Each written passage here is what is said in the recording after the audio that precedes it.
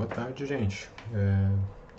Então a gente vai começar agora a entender o primeiro dos três métodos principais aqui de ajustamento dessa disciplina, que é o método paramétrico. Então, o método paramétrico, no caso de observações indiretas, deseja-se estimar grandezas que se vinculam às grandezas observadas através de algum modelo matemático. Aquela história de que a gente tem observações e essas observações elas têm que ser redundantes, né? Então a gente está procurando determinar coordenadas com precisão e por isso fez várias observações para a determinação dessas coordenadas. As observações são medidas de distância, medidas de ângulo, medidas de GPS, medidas de pontos fotogramétricos numa imagem, medidas que a gente faz nas diferentes áreas da engenharia de agrimensura, tá? Então, essas observações elas têm o objetivo em geral de estimar coordenadas, por exemplo. Então, essas coordenadas são as grandezas que estão associadas às minhas medições por um modelo matemático, né? Então, a gente tem um modelo para poligonação, tem um modelo para triangulação, tem um modelo matemático lá que da equação de colinearidade para fotogrametria ou do sensoriamento remoto de ajuste de uma imagem de retificação de uma imagem, retificação geométrica de uma imagem. Então, esses são modelos matemáticos que unem minhas medidas com as coordenadas que eu quero ou com os parâmetros que eu quero determinar, tá? A gente vai ver que nem sempre são as coordenadas propriamente ditas, mas são às vezes parâmetros que servem para encontrar essas coordenadas. Para distinguir estes dois tipos de grandeza, é usual denominar as primeiras de observações indiretas ou de parâmetros, essas que a gente quer encontrar, as nossas incógnitas, tá? E o que explica a denominação método paramétrico. Assim, parâmetros são grandezas que não podem ser obtidas diretamente. E, como exemplo, tem-se coordenadas, áreas e outras incógnitas que podem existir nos nossos problemas. Equação de observação. O modelo matemático para o ajustamento pelo método dos parâmetros é o seguinte: LA igual a f de xa. Então, tenham isso como a definição do método paramétrico. Então, as minhas observações ajustadas vão ser funções dos meus parâmetros ajustados. Então, eu tenho observações de um lado da minha equação e parâmetros de outro. Quando eu conseguir separar essas duas coisas, a gente vai conseguir resolver pelo método paramétrico, separar parâmetros de observações, tá? Então, LA é o vetor das minhas observações ajustadas e XA o vetor dos meus parâmetros ajustados. Como se vê, os valores observados são expressos explicitamente como função dos parâmetros ajustados, através das operações do ajustamento aplicando o método dos mínimos quadrados, obtém-se as observações ajustadas. Então, a gente viu na outra aula, né, que as minhas observações ajustadas, elas sempre, as observações sempre têm resíduos. Elas só estão ajustadas a hora que a gente determina quais são esses resíduos. E a determinação desses resíduos seria o meu vetor V, tá? Então, menos V é a quantidade de resíduo que eu teria nas minhas observações. V acaba sendo a correção desses resíduos sobre as observações brutas, LB, tá? Então, as minhas observações de campo, elas têm um erro associado, que é o V. Então, o valor ajustado vai ser esse valor com erro mais essa correção do erro V, tá? Que menos V seria o valor, a magnitude dos meus resíduos. Bom, e os parâmetros ajustados?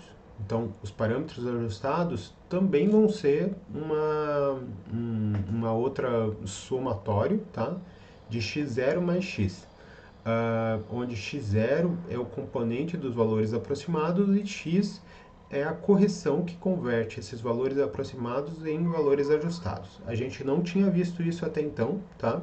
A gente calculava x direto, quer dizer, a solução dos meus problemas quando eu vi lá em sistemas de equações, mas na realidade é um caso, essas resoluções que foram feitas até agora são casos especiais desse caso geral aqui. Então, x0 seria zero para aqueles casos especiais e a gente calcula xa calculando x, quando x0 é todo um vetor zero, um vetor nulo.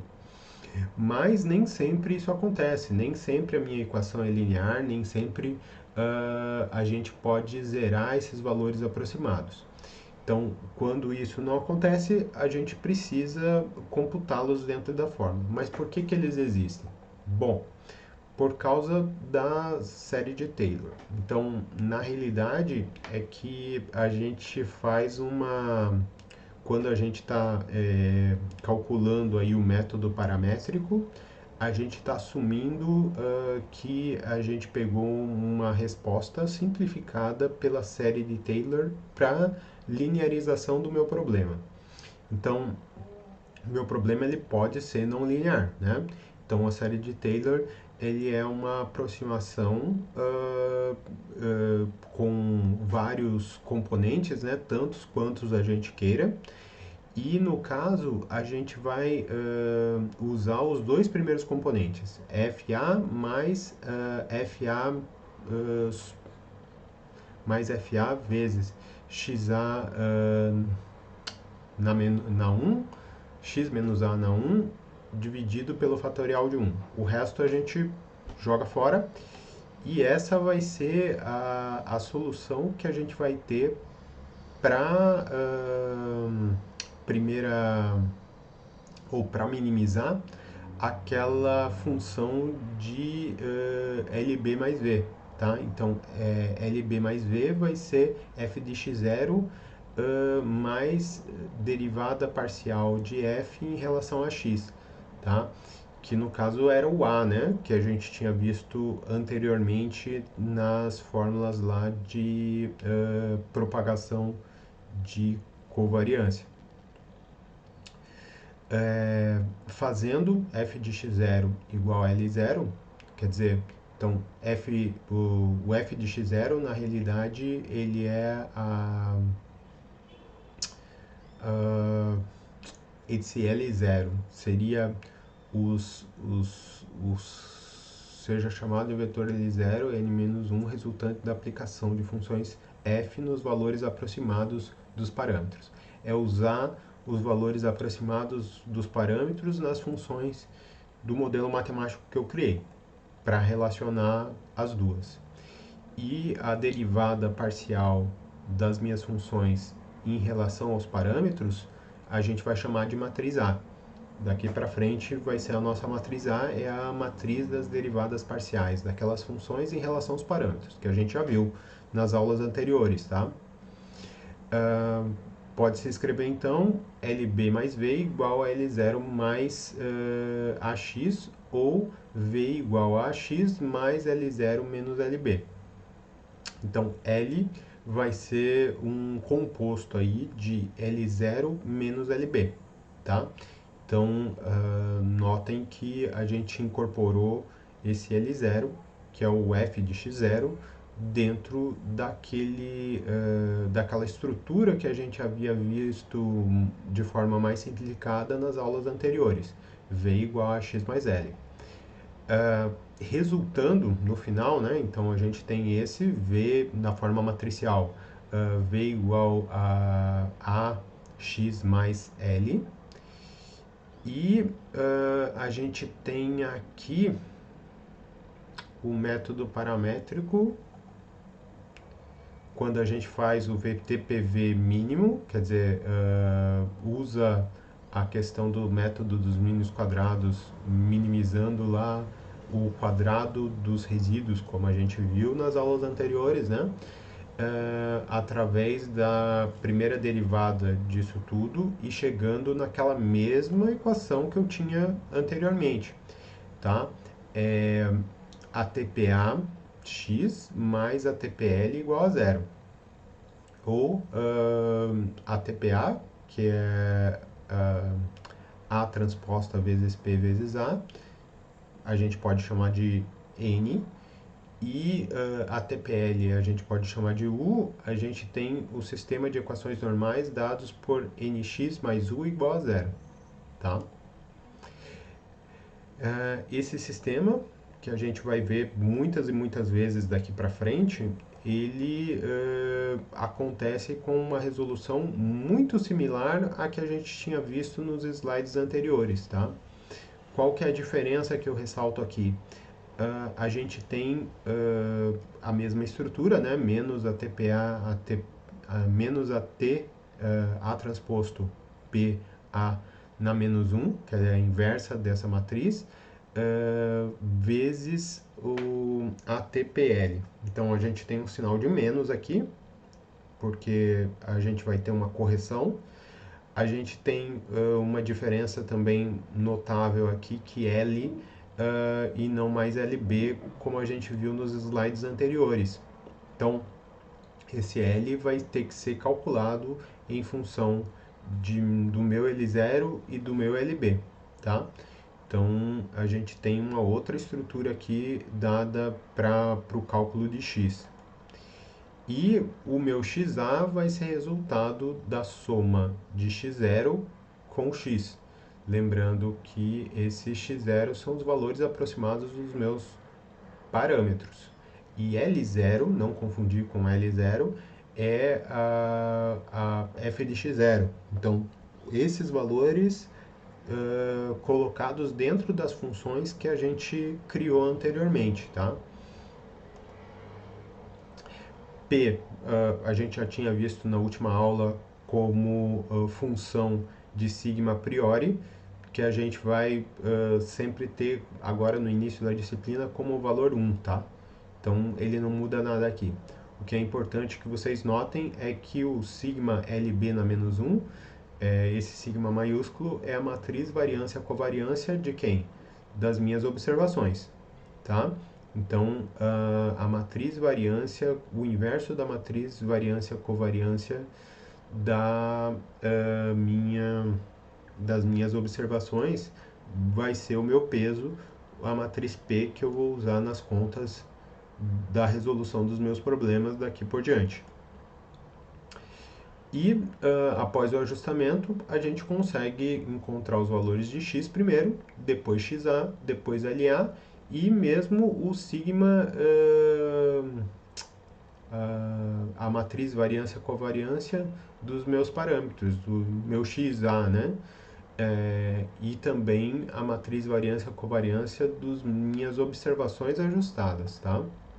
Então, sigma x vai estar aqui, é G sigma LB vezes GT, onde G é N na menos 1 AP, N é do sistema de equações normais, tá? Aquele que a gente viu anteriormente, é o ATPA, e ATPL seria U, mas aqui está posto como ATPL, tá? Bom, X vai ser então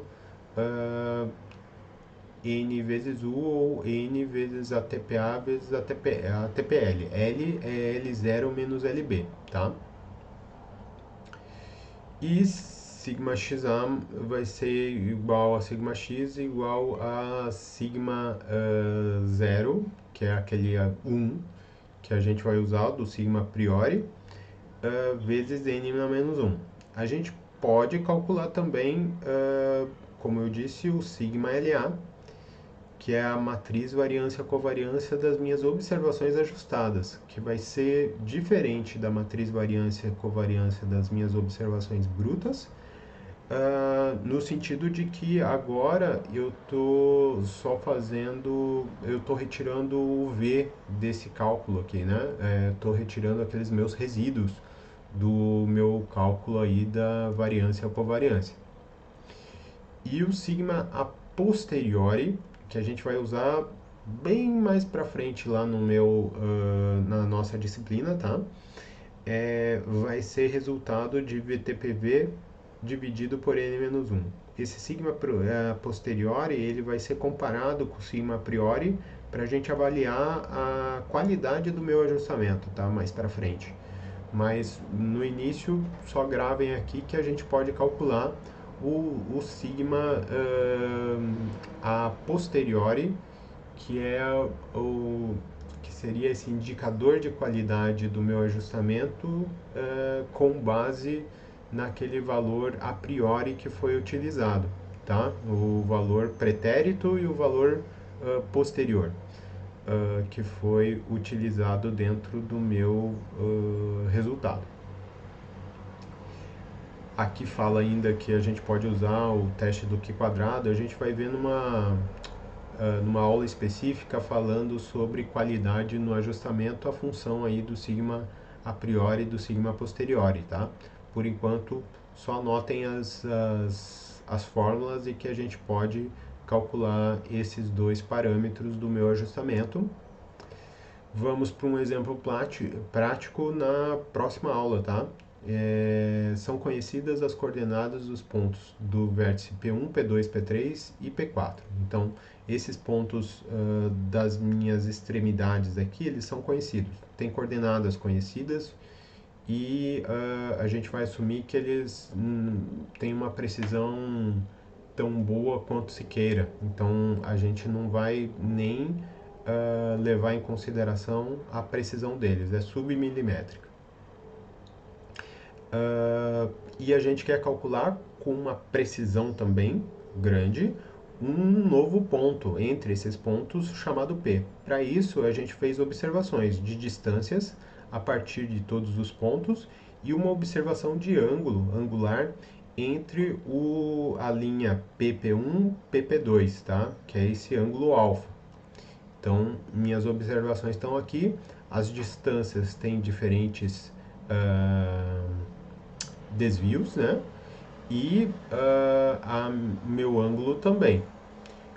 Com base nisso, a gente consegue resolver aí pelo método paramétrico o cálculo das coordenadas desse ponto, x e y, tá? O cálculo de uma precisão dada aí para esse cálculo em função dessas minhas observações. A gente consegue calcular os resíduos que estão presentes nessas observações, todas feitas, e a gente consegue calcular uma matriz variância-covariância, tanto aqui das minhas coordenadas de P, quanto das minhas observações ajustadas, tá? Até a próxima aula.